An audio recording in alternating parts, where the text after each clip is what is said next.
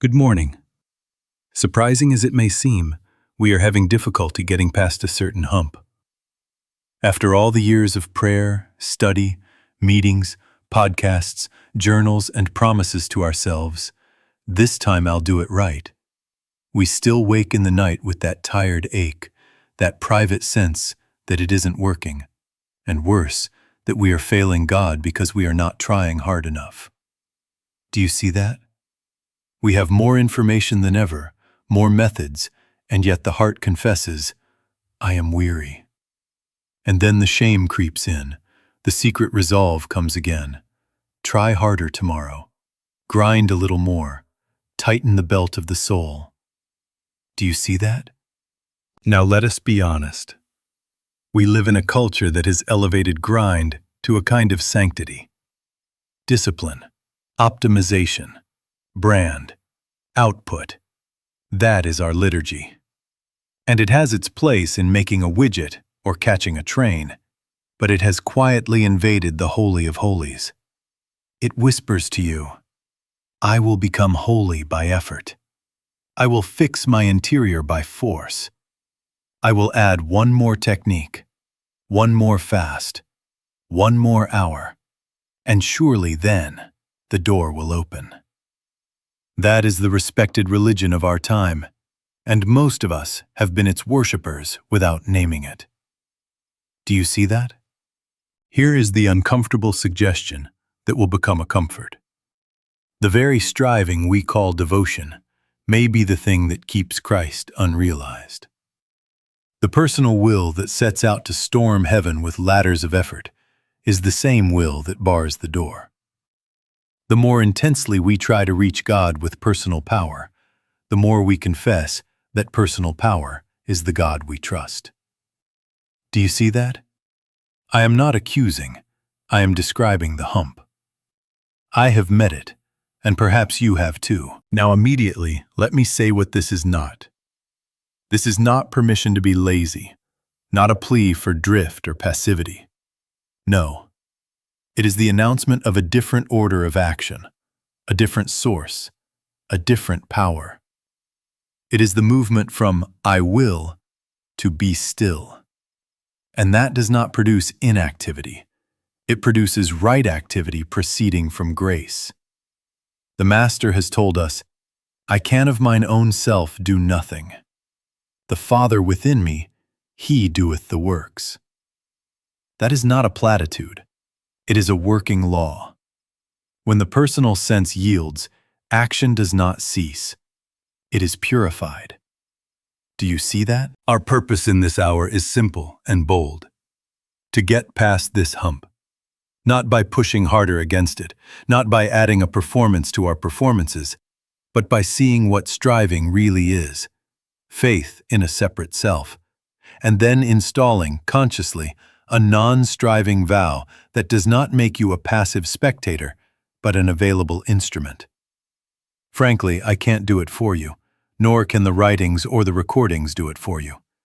We can only set the lamp before you and say, turn within, and watch what happens when the personal sense stands aside. There is another activity ready to take up your cause.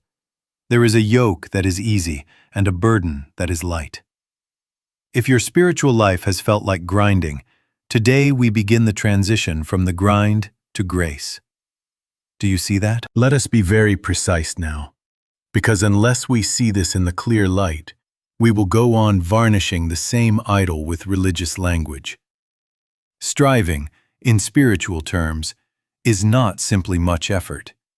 It is confidence, quiet, unexamined confidence, that a personal self, equipped with a personal will, a personal mind, and a personal power to control outcomes, can produce spiritual fruit. It says, with enough understanding, enough concentration, enough vigilance, I will secure holiness, healing, provision, and peace. That sounds devoted, but listen to what is actually being trusted. The trust is placed in a selfhood apart from God. Do you see that? Beneath the hustle is a creed that rarely gets spoken, because it would embarrass even our proudest hours. I, by my own strength, can make myself safe, valuable, provided for, healed, and acceptable. We recite that creed when we panic over whether we have done enough affirmations, enough meditations, enough service to justify a blessing. We recite it when we measure worthiness by productivity, when we fear that one missed practice day has set us back with God. We fear the loss of momentum, as if momentum were the savior. And we fear falling behind, as if grace were a race. Do you see how subtle and how costly that is? Now tell me, if God is omnipresent, if God is the life of your life, why are we acting as though God must be reached the way a distant official must be reached, persuaded by eloquence or earned by sacrifice? If omnipresence is truth, what ladder are we climbing, and to where? If God is the intelligence of your being, why are we trying to wire a line to wisdom with mental voltage, as if the plug were in our hands? Is not this effort itself a denial of omnipresence, a confession that God is elsewhere and you must go fetch him? Do you see that? The cost of this hidden religion of striving is measurable in the body as tension, in the mind as a low hum of dread, and in the heart as unworthiness that never quite takes its hands off your throat. It creates a universe where peace is on probation and joy must be deserved. It breeds a constant audit. Did I pray hard enough?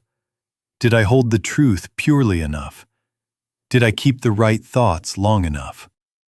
And if a result delays, the whip comes out. Try harder, as if the lash could deliver what love alone reveals.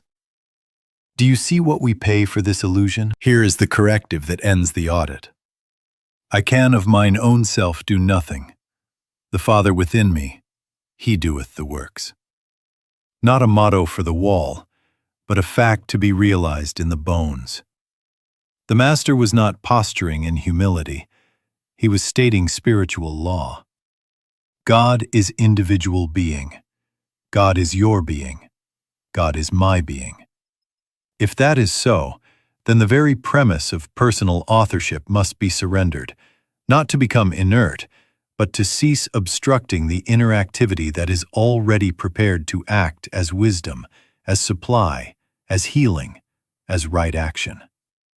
And so we begin to see that striving is not merely overexertion, it is faith misplaced in a separate self that does not exist in truth. When that confession is exposed, the chase ends and the possibility of grace begins. Do you see that? Now we can lay the foundation, without which the rest is only words. God is individual being. God is your being. God is my being. Let it not pass as poetry. Install it as fact. Repeat it until the mind tires of it, and the heart at last admits it. God is individual being. God is your being. God is my being. Do you see that we have ended the chase the moment this is realized? For if God is your being, there is nowhere to go to get God, and nothing to import from a distance. Prayer changes its direction. It is no longer a reach outward, but a resting inward, an availability to what already is. Now we must be very clear, because here is where the human mind trips. This is not ego inflation. This is not, I, the person, am God. No, this is the humbling disappearance of personal authorship. It is the confession, I can of mine own self do nothing. The Father within me, he doeth the works. Do you see that?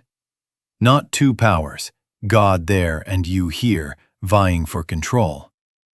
One presence, one life, one intelligence, appearing as you, expressing as you, without leaving itself. This is not duality. This is merely a human way of turning within to let God be God as the very life you call I. The grind depends on separation. If I am apart, I must hustle to bridge the gap. If God is out there, then prayer is a negotiation, practice a transaction, holiness a prize to be won. But if God is my being, then practice is not a bribe, it is a remembrance. Action is not compulsion, it is response to an inner initiative. We move, yes, but we move because something has moved within us first. We speak, yes, but we speak because a word has formed in the silence before the lips. Do you see that? And now feel the tone begin to change. Pressure subsides when authorship is returned to its rightful owner. Peace is not manufactured by effort. It is recognized as the nature of the presence that is your life. The place whereon thou standest is holy ground, not because your shoes are pious, but because God is here as you. When that is even faintly realized, the breath deepens without your ordering it. The forehead loosens without your massage, and a subtle confidence arises that has nothing to do with pep talks. How then does prayer proceed? It turns within and says, Father, I am willing. I am a willing instrument. I'm willing to be still and let you be God. Reveal yourself as wisdom, as direction, as sufficiency. And then wait. Not a dull, blank waiting, but a poised receptivity in which you neither push nor plan. The initiative is His within you. The impulse will come. It always does when the noise of "I will" grows quiet. It may come as a restraint, do nothing now, or as a gentle yes, now call, now write, now go. And the hallmark will be ease. The yoke will be easy and the burden light, not because there is no motion, but because there is no strain. So let us mark this turning in ourselves. God is individual being. God is your being. God is my being. From this hour, prayer is not climbing, but consenting, not pleading, but yielding. And in that consent, the grace that has always been the doer begins to act, not as an external miracle worker, but as the very life living itself where you are. Do you see that? Now here is our course correction, and it may sting a little before it heals. We must make a plain admission. Books, teachings, recordings, scriptures, yours, mine, anybody's, as long as they remain words in a book or notes in a journal, are of no more value than literature. Do you see that? They can elevate the mind, they can inspire, they can point, but unless they are embodied as your realized consciousness, they are decorative. They are like recipes in the kitchen of a starving man who never turns on the flame. The infinite way is not a message, it is an experience. When, however, one of these principles is embodied, realized, when it becomes the awareness by which you see and act, then it is power, not as human force, but as the activity of the Christ. Do you see that? Our culture of hustle has learned to devour spiritual content the same way it devours productivity hacks. We binge-watch teachings, we underline, we create elaborate systems, we track our hours of silence, we compare modalities, this app versus that method, and we call it growth. But if inside there is the same anxious auditor, the same personal self arranging its metals, the same fear of losing momentum, we have merely baptized the grind. We are optimizing a selfhood that, in truth, has no spiritual authority. That is why a shelf full of truth can sit side by side with a heart still driven, resentful, and tired. Do you see that? The real goal is not better concepts about God. It is not more accurate maps. The real goal is a state of consciousness in which Christ is realized as active presence, living its own life where you are. I can in my own self do nothing. Father, thou doest the works. When that is realized, help flows as grace, not as your brilliant execution. One touch of the Christ is enough to raise the dead. And the greatest works have often come when there were no words and no thoughts, only the still awareness of God as individual being. God is your being. God is my being. Do you see? So let me give you a diagnostic, and be honest with it. If your practice produces more comparison, did I sit as long as they do? More self-measurement, was my mind pure enough? More urgency, if I miss today, I'll fall behind. Then your practice has been absorbed by the spirit of grind. You have taken the holy and made it an instrument of pressure. Where can that lead except to more weariness? Do you see that? What then is the next step? Not another technique, not another book on your nightstand, not another clever framework. The next step is the yielding of personal authorship, the surrender of that inner manager who wants to engineer holiness. Turn within and say, Father, I am willing. Nothing needs to come to me as personal attainment. Let thy grace be the sufficiency here. I am a willing instrument. I will be still and let you be God. Then be quiet, not as a tactic to get a result, but as a consent to reality. In that consent, the teaching ceases to be information and becomes life. The yoke is easy because the doer is grace. The burden is light because you are no longer carrying you. Do you see that? Now we come to the great reversal. And if you let it in, it will end years of fatigue in a moment of recognition. Grace is not a pat on the head after you have sweated enough. Grace is not wages for hours clocked in holiness. Grace is the activity of the Christ, impersonal, holy, intelligent, moving where you are, the instant personal authorship yields. Do you see that? It is not vague atmosphere. It is a presence acting, a law operating, a wisdom directing. When the noise of I will subsides and the inner government is allowed its throne. I can in my own self do nothing. Father, thou doest the works. Not a motto, a description of how help happens. How then do we cooperate? We do not add more words, we make room. We turn within and say, not to persuade, but to surrender. Thy grace is sufficient.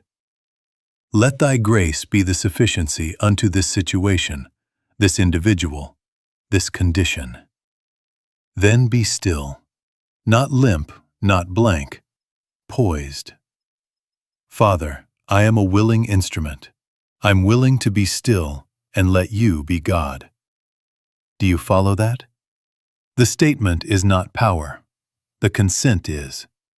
The personal will steps aside, and the activity of the Christ takes the field, sometimes as a restraint, do nothing yet, sometimes as a gentle impulse, now call, now go, now speak, and sometimes as a correction that dissolves the very premise of the problem. Set the contrast in your own mind so that you cannot be fooled. One way of living is the old religion of the grind. You scan, you plot, you press, you force outcomes. You bargain with time and push people like chess pieces. The fruit is strain. The other way is the way of grace. You listen, you consent, you receive direction and the power to fulfill it from the same place, the withinness of God as your being. The fruit is right timing, the word seasoned with peace, the door that opens without knocking your knuckles raw. Not passivity, purposed movement without friction. Do you see that? And now let me say this plainly, so that no one mistakes the messenger for the message. Frankly, I can't do it for you, nor can the writings or the recordings do it for you. And your striving can't do it for you either. But grace can do it as you. That is the paradox. Our humility becomes authority because it is no longer personal authority. When I say, I am a willing instrument, it is not self-diminishment. It is the only condition under which the infinite can flow through the finite form without obstruction. This is not duality. It is the recognition that God is your being acting as you when you stop impersonating God. Do not fear that this is dreamy comfort without results. Grace is the most practical thing on earth because it is reality in action. You will find tangible guidance. Not merely be kind, but speak now and say this. You will meet restraint. Wait, the season is not yet. And discover that waiting saved you 3 wrong turns. You will feel courage rising where fear once tightened the throat, and you will watch circumstances reconfigure, calls arriving, obstacles dissolving, resources appearing, without the inner violence that used to spend you. The hallmark will be this. You will look back and say, I did not make that happen. And still it happened, and it bore more fruit than your proudest push. That is the Father within doing the works. That is grace acting when striving ends. Keep to this reversal as to a law. In everything, small or great, thy grace is sufficient. Let thy grace be the sufficiency unto this. Then be still, and let God be God as the life you call I. Do you see that? Now let us make the transition conscious, deliberate, practical.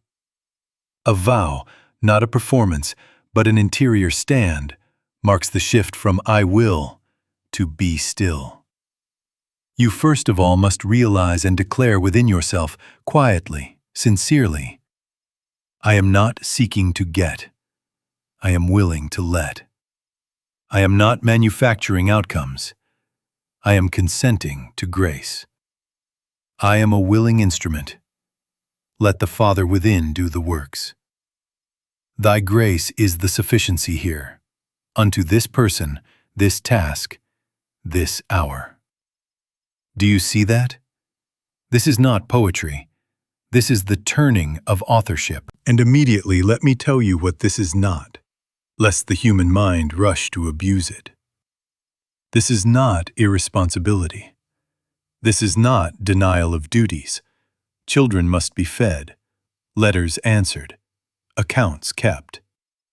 This is not doing nothing as an elegant avoidance. No. It is ceasing to depend on personal power as source. It is exchanging strain for response, compulsion for inner initiative. We still act, but action is no longer the grind of momentum. It is the movement that rises of itself when the inner government speaks. Do you follow that? How then do you practice? In the moment of decision, send the email. Make the call, spend the money, say yes or no. Turn within, even for half a minute, and take the vow. Father, I am willing. I am not seeking to get. I am willing to let. Let thy grace be the sufficiency here. Then be still. Wait, not lazily, but poised, until there is an impulse. Now go. Or a restraint. Not yet. And when you move, let it be because grace has moved you, not because fear has shoved you. The hallmark will be a certain ease, a rightness that does not need you to clench your jaw to maintain it. Do you see that? Expect resistance. The personal sense will cry, if you stop pushing, everything will fall apart. If you don't make it happen, no one will. That panic is the very idol being unseated. Name it without partnership. Here is the old belief in a selfhood apart from God. And remember the word, if I go not away, the Comforter will not come. The I that must go away is not your life. It is that sense of private authorship. Let it go away, again and again, and the Comforter, the inner activity of the Christ, will be felt. Do you see that? The battle is universal. I have fought it within myself more times than I can count. Do not fight the panic. Meet it with the vow and the stillness until it has no partner to argue with. Make this simple and keep it simple. Morning. I am not seeking to get. I am willing to let. Day's tasks. I am a willing instrument. Father, do the works. Evening. Thy grace has been the sufficiency. Where I forgot, I return. This vow does not earn results. It reveals source. God is individual being. God is your being. God is my being. The vow merely gets the personal hand off the wheel, so that the life that is your life may drive its own road, in its own timing, with its own peace. Be still, and let God be God, as the life you call I. Do you see that? Now, having taken this vow into your breathing, into your keyboard and phone and supper table, we must be very clear about what we are meeting when a problem presents itself. If we do not see this, the old religion of grind will quietly return, put on spiritual clothing, and go to war with appearances as if they were powers. Do you see that? The condition is not power. The only power here is the belief that the appearance is power.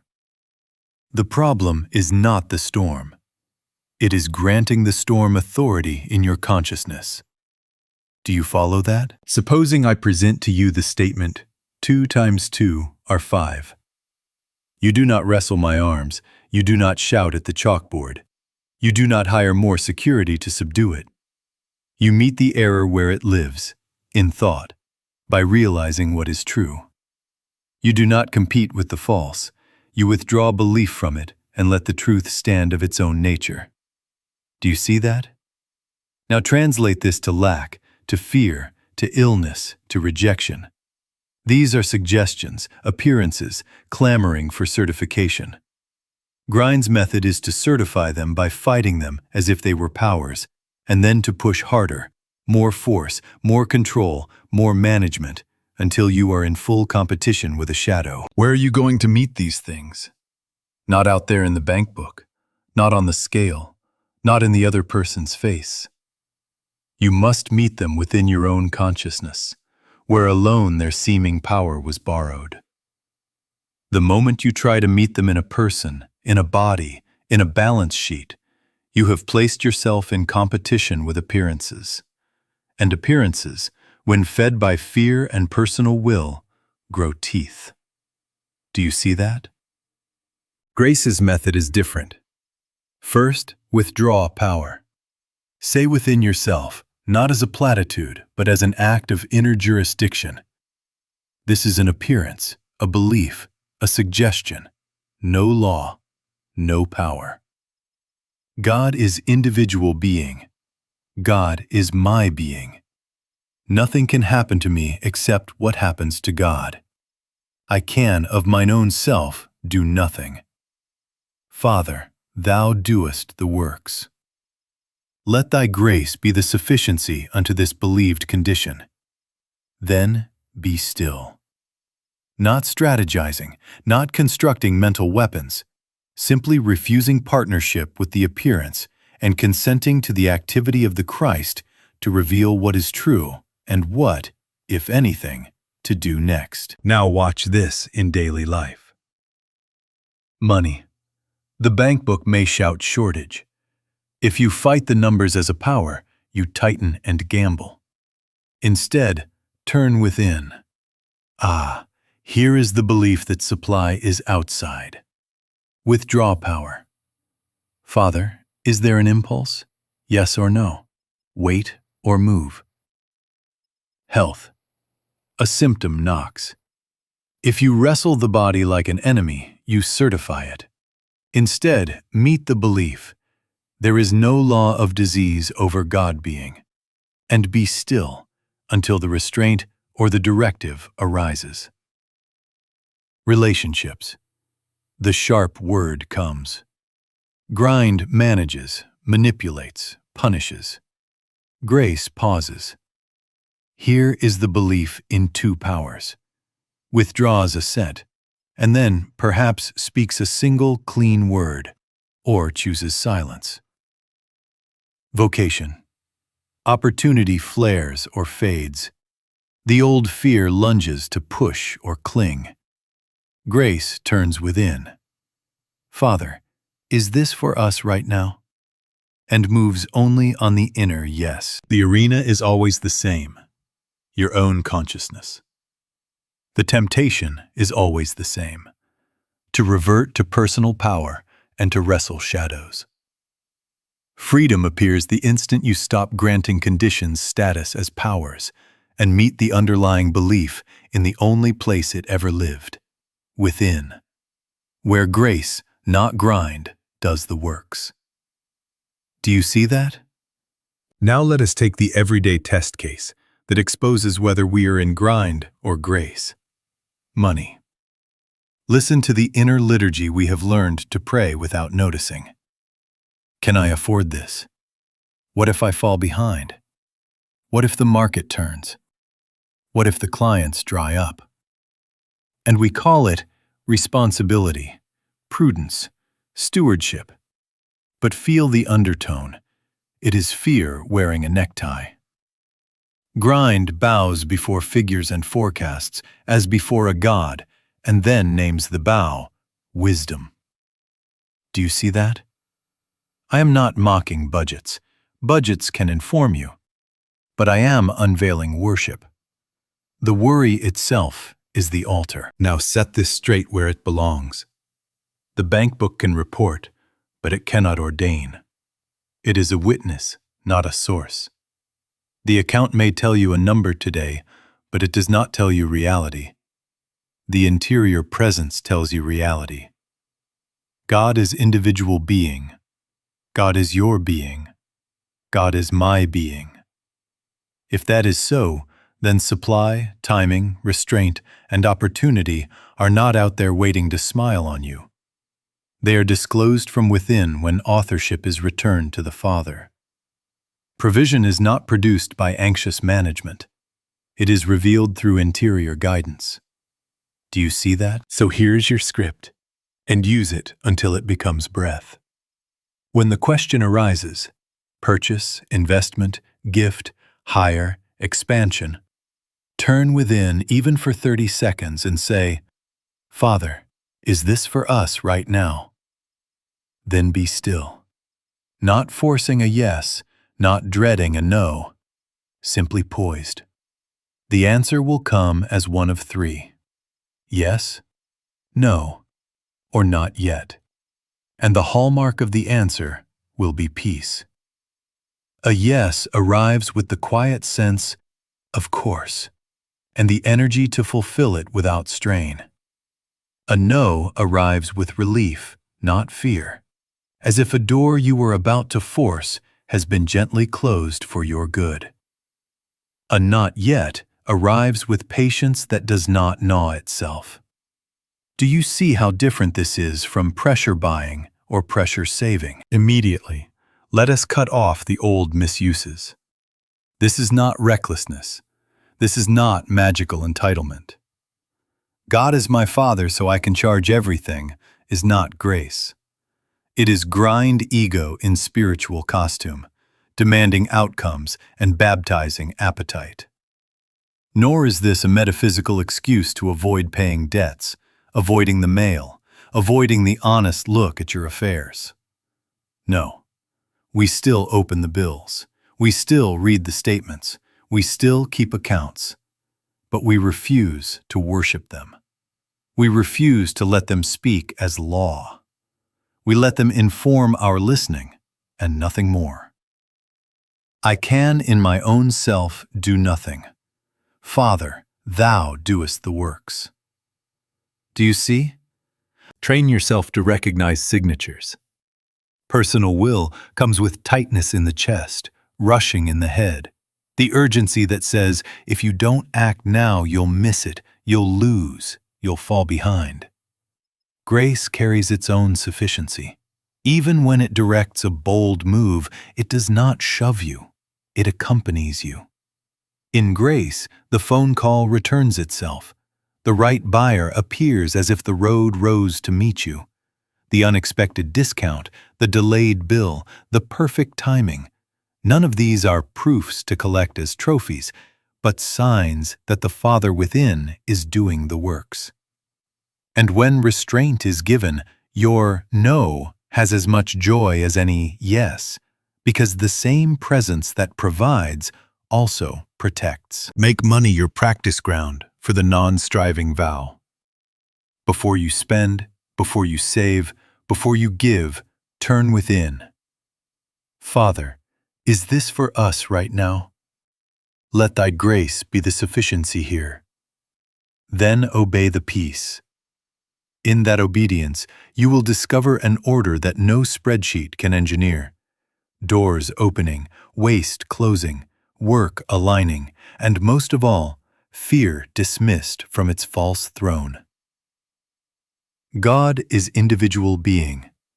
God is your being. Supply is not out there to chase. It is here, revealed, when you consent to let God be God as the life you call I. Do you see that? Now let us look at the other place where grind disguises itself as holiness. The passion to rescue. We see a friend in pain, a child in confusion, a client in chaos, and something in us lunges, I will fix this, I will carry this, I will counsel this into submission. It feels loving, it feels noble, but listen closely to its creed. My personal wisdom, my emotional labor, my skill will be the savior here. Do you see that? That is the old religion of a separate self putting on a healer's robe.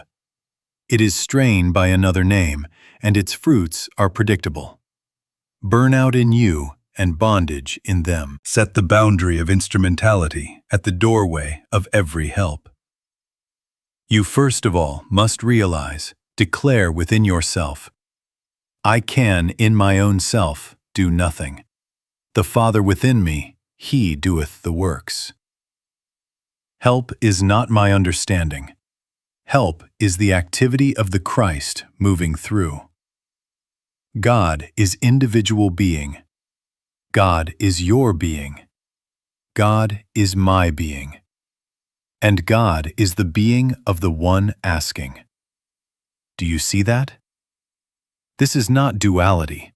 This is a human way of returning authorship to where it belongs, so that the one presence may act as wisdom, as comfort, as correction, without the interference of your managing mind. How then do we proceed?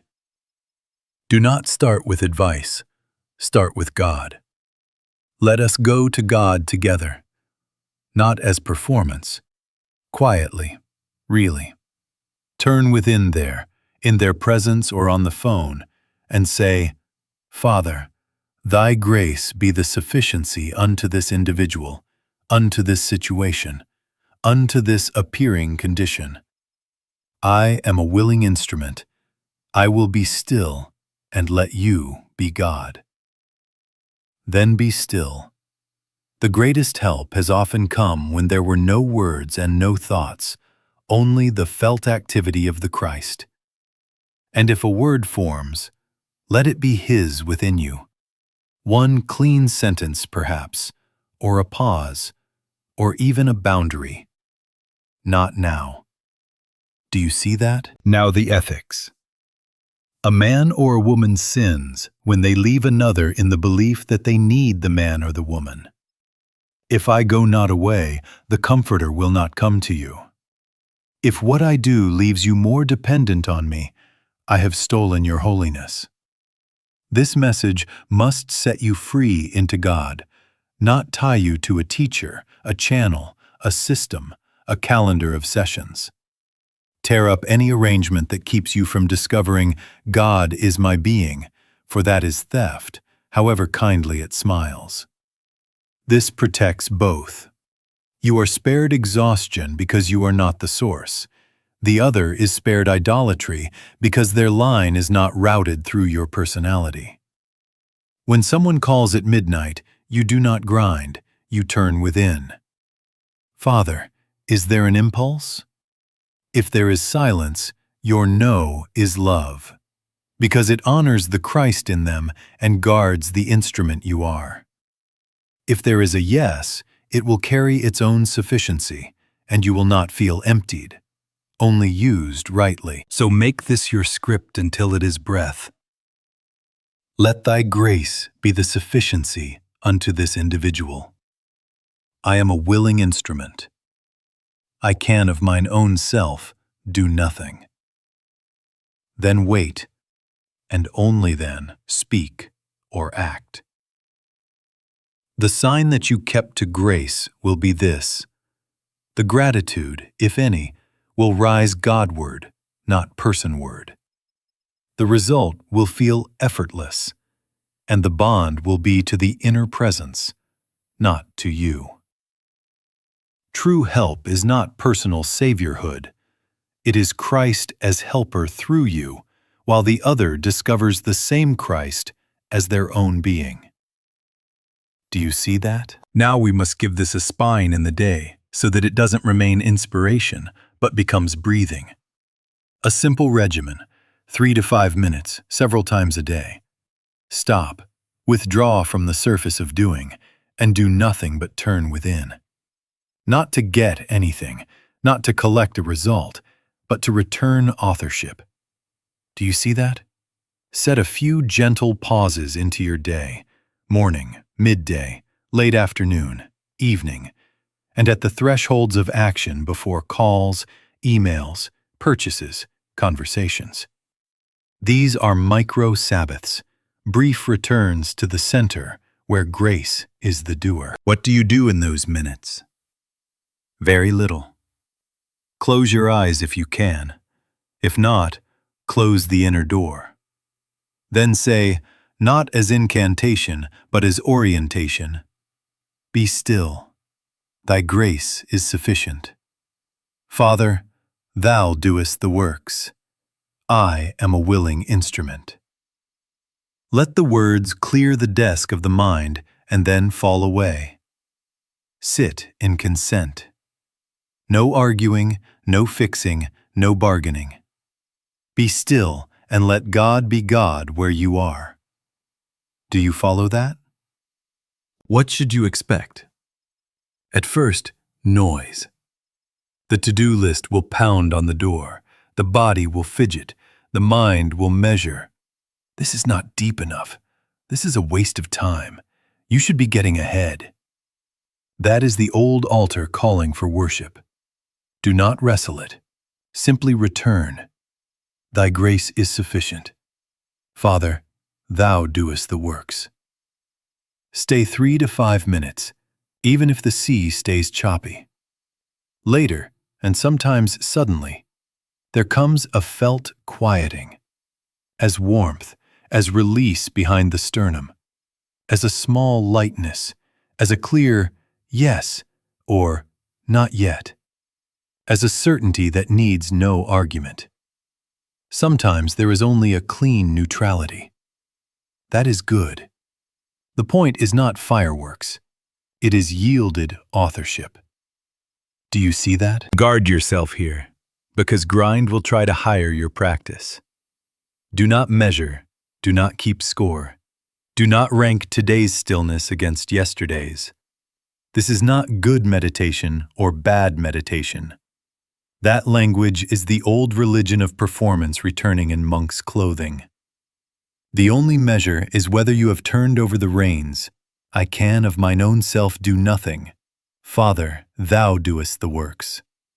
and whether you leave the chair moving with a little less push and a little more peace. Where you forget, return. That's all. The success is the returning. Make this sustainable. You are not escaping life.